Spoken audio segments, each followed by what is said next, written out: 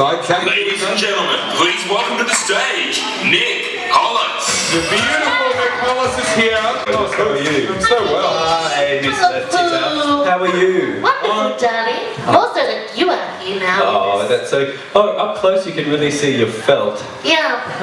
Want to felt me up? It's old. It's old. 6-year-old felt Nic. Now Nic in the break told me he felt very sorry for the puppet because everyone that's on the stage sort of faces away from the puppet. That's okay. I don't want to look at people's faces anyway. That's true. We're very used to people kind of bending down in front of you, I'm sure. That's right. That's it. Now Nic, you're an amazing guy, co-founder of the Institute of Benny. Yes. Massive writer. Front page of SX last week. Let's talk about that. Who was in the photo? Was it you with the sunglasses or With the sunglasses? No, I would never wear aviators. But actually, when the lovely Reg told me that it was going to be the cover story, which I didn't realise, I was like, what photos are you using? He had to go out and find all those file photos of people staring at Facebook screens. That's cool. Did you pay the royalty fees, Reg? I hope you did. Did the right thing. Is he still here or is he gone? Alright. What I want to talk to you quickly about that article was the authentic name issue is what you were talking about there on Facebook. A lot of the drag queens go through it, but a lot of queer artists as well. Yeah, tell me about it. Were you Beyonce? Have you got a Beyonce account on Facebook? I do. Yeah. And have you ever been banned or anything? No. Well, there You go. should try being a drag queen puppet on Facebook. It does happen, and so you're a real champion of discovering how that all works. And what did you discover? Well, thanks to you, actually, I got an in to go talk to Facebook because I had to change my name a few months ago, and I thought, oh, it's not, I'm not being bullied, or I'm not a trans person who's not actually being forced to take. What was your name on Facebook? My name is Nic Holas because that's my name, that's my identity, but my birth name is Nick Dorwood. Okay. So I don't really live by that name apart from my accountant. And anyway, so I changed. And the police. And the police, actually, thank you, the boys in blue. I just kind of went, I think it's time to get this name back if I can. And you got me an in to Facebook headquarters, and they were actually really fantastic. They are really fantastic, but that's the struggle, isn't it? Because their policy, turn the camera off, Mitch, thank you. The policy, because the people that know with Dow Rainbow, I flew to America, met them all, they're great. Yeah, but the story. But at the end of the day, in terms of money, they want users to be their real names, probably for some sort of payment system and all this sort of stuff.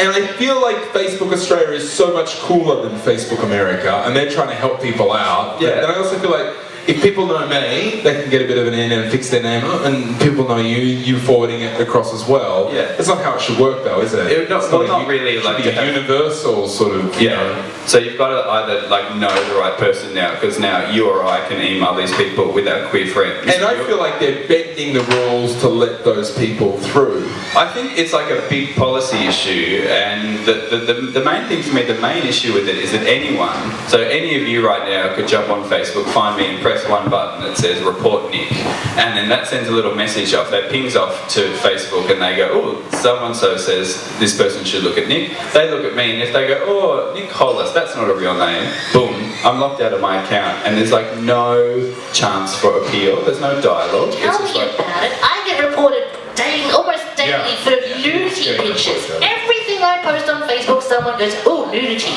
I've really pissed someone off. And I've got all the connections, I've never helped them. You don't. That's why I'm going to befriend you, Nic. You're much nicer than that. Yeah, true, I'm the new Greco for contacting Facebook. Oh, God. What a bird. I saw that in Rugby, we had lunch with me and all that. Oh, God, I should have written an article about it. But what I get more worried about is I don't really care too much. Like Marilyn Woodrow is a great friend of mine up at Stoners, and she lost her account a week ago. We fixed it all, it was fine. But I don't really worry. I worry about that 14-year-old or that 17-year-old that's experimenting with a name and experimenting in an artistic fashion, and they don't want their parents to know or their family to know. And it's sucky-wucky. Our queer identity It's is like, what? it's not What did you say? It's sucky-wucky. Sucky-wucky. Yeah. Our queer identity is That's such a the complex dictionary. thing.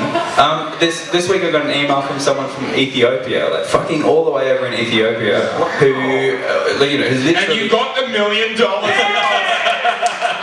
Beers all round, everybody. Yeah, and then Checks in the mail. No, but seriously, this is someone who's like literally like risks their life because they will get fucking killed, but they put it out there and they keep getting reported.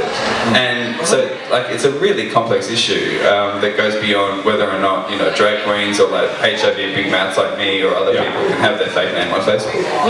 So is Facebook going to do something about it, or are they going to keep their policy?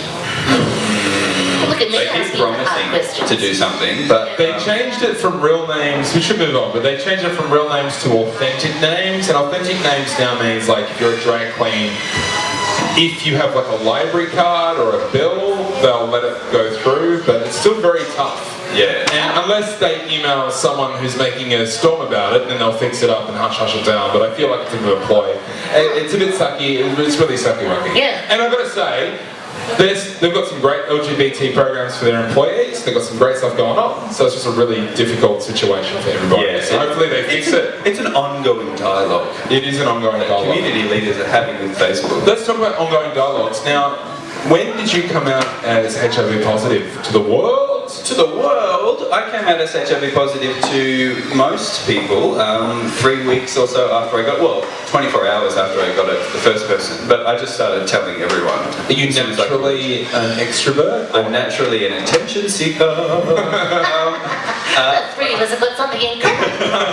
I know none of us are listening to each other, we're just talking. That's right. I'm naturally extroverted, but for me, with my HIV status, I got the news. I was staying in a car park in Penrith, which is thankfully somewhere I don't have to go back to.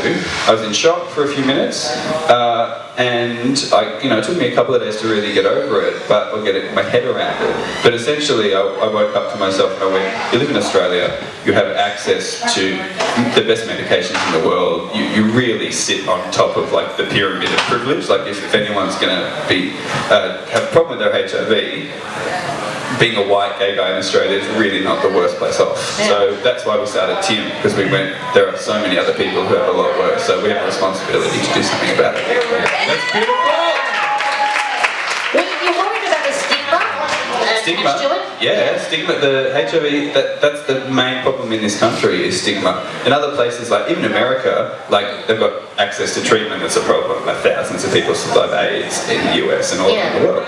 Here in Australia, stigma is a massive thing. Like that fear of HIV is a huge driver for testing or just other people's negative assumptions. Yeah, I suffer from stigma, but it's more like stick in moi.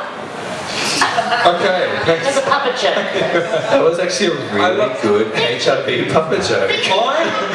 I'm loving the serious conversation that you're giving and the beautiful moment you're giving all of us, and my balls are falling off my suit, and the Queen's making word puns. Yeah. Perfect. I think yours is worse, you dropping your balls.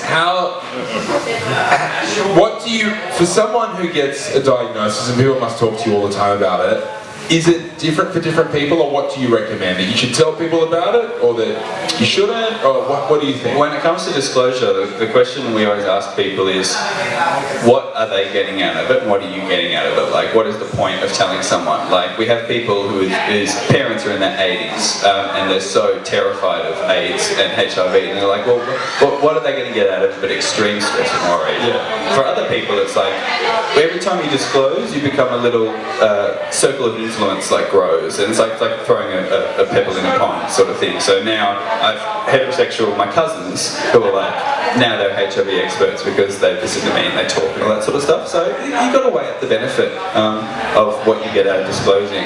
Not everyone should have to go on national television and tell the world that they're HIV positive. Let's talk about that, because you've done it a couple of times, Q&A the most recent one. How was that experience for you, particularly Q&A, because it is national and a lot of people see it? Did you have any, at that stage, you've already built up a profile, but is it something a little bit extra? It was like a while ago now, and for me I was just nervous about the other people that I was on stage with, because they were fucking geniuses. Like literally the scientist who discovered HIV was on the panel next to me, and I was like, so you've got all these incredible people and this big mouth fag who's going to be like, oh, stigma. So that's kind of what made me nervous. But I think I just need to get booked on another gig, because everyone keeps talking about Q&A. It was like literally a year and a half. Yeah. So I mean, now I'm here. So now everyone, next question will be like, Just call me Tony. no. But it was a privilege. Everything I I was get on to do Australian is a Idol in privilege. 2009. Were you really? About As a you contestant, could really look Q&A out for a long time. Don't worry about were it. you a contestant? Yeah, I was definitely singing on that. Stop, James. Just stop. So tell us about Institute of Many is a great place for people to connect who have been diagnosed as HIV positive. Yeah, I've been living with it for 20 years or however long. Yeah. Wow. And so you're a co-founder. How many founders are there? 2. Okay, cool. Yeah, so the two of us started, we met at an ACON workshop for newly diagnosed guys, and we just hit it off.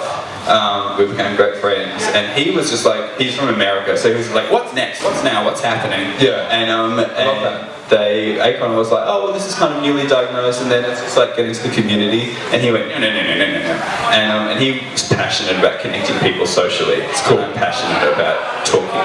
Yeah. So we got together and made this happen. And just quickly, the new campaign that you guys launched, the Wizards of Holas, fantastic. Just tell people a little bit about the concept and all that. Wizards of Holas is just like it sounds. We take a whole bunch of HIV positive people and we dress them up as kind of queer or HIV related kind of versions of Wizards of Oz characters. So I am disappointed that you didn't ask me to be Dorothy. Oh, are you HIV positive? I didn't realise. No, but I look fabulous in a little tartan outfit. Oh, you would actually. You would look wonderful. But the point about the campaign is that everyone in it is HIV positive. They're all openly pos. And so our cowardly lion is actually a lioness, and she's anything but cowardly because today's HIV positive women aren't scared. Blah blah blah blah blah. It's amazing, isn't it? Which one were So you? much fun. Sorry. Which one were you? I was the Wicked Witch of the West. Ooh. Hey! That's my reputation in Tim. Is that Fabulous I'm the shoes. fuckwit. Yeah. Is that I'm the mean one. Yeah, cool. I couldn't imagine you being me. Oh, thank you. You're That's doing because we're not Facebook terrible. friends. You haven't read his articles. Now you had a big fat go at this teen star thing today, a little bit. I was just talking about the fact that if someone like that, and that he's openly disclosing his HIV status, which is really brave. This is the child star in a TV show, Who's the Boss? Who's the Boss? And he's come out, he did Oprah last week, he did The View this week, and he's come out as HIV positive, Which is just amazing. spreading the message, which is pretty amazing. Yeah, it is amazing. But when he gets attacked sometimes, he gets a little bit defensive and agrees that he takes responsibility for his meth and also, I guess, contracting HIV in the first place. And nothing wrong with taking responsibility is totally the right way of doing it. But then, like, to me, he's playing a little bit of the HIV blame game, which I see happen sometimes. And it happens a lot because HIV is such a massive thing that people get really ashamed of, and they shouldn't have to be so ashamed by a very human mistake. But the blame game is dangerous because generally it means you're blaming another HIV positive person. Yeah. And that's not cool because especially those people go to jail.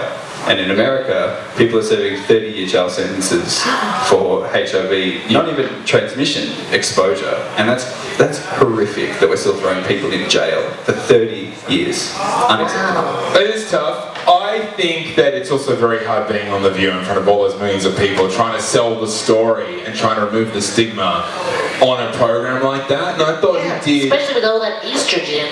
Yeah. You wouldn't know anything about that. No, not at all. At least there's only one of us. I think he did a pretty good job. He could have done worse, is what I'm saying. Oh, absolutely. He could have done a lot worse. Yeah. And He could have been very apologetic, and I don't think that he was. And it's about kind of having a conversation. Anytime a positive person steps up and says something, it starts a conversation. That's really exciting. I think going up against Candace Cameron would be really tough because she's a Christian. She's conservative. Yeah. She's Kirk Cameron's sister. This is DJ from Full House. We're obsessed with her, but she's a menace. Yeah, Get she real. is. Yeah. But Raven was the one that was like, hey, you know, are you having unprotected sex with the boyfriend? What a missed opportunity. That was Because he could have gone, crazy too. no, I'm not. I'm undetectable, so I'm not going to give him HIV. It's just as good as using a condom, blah, blah, blah, blah, blah. Yeah. But instead he was just like, oh, I'm sorry. Yeah, it's tough. It's really tough. Getting in front of people is not easy. It is. As you guys would know. Nic Holas, you're an amazing community leader. Were you at the Honor Awards the other night? I was. Were you nominated for something? I wasn't, but that's okay.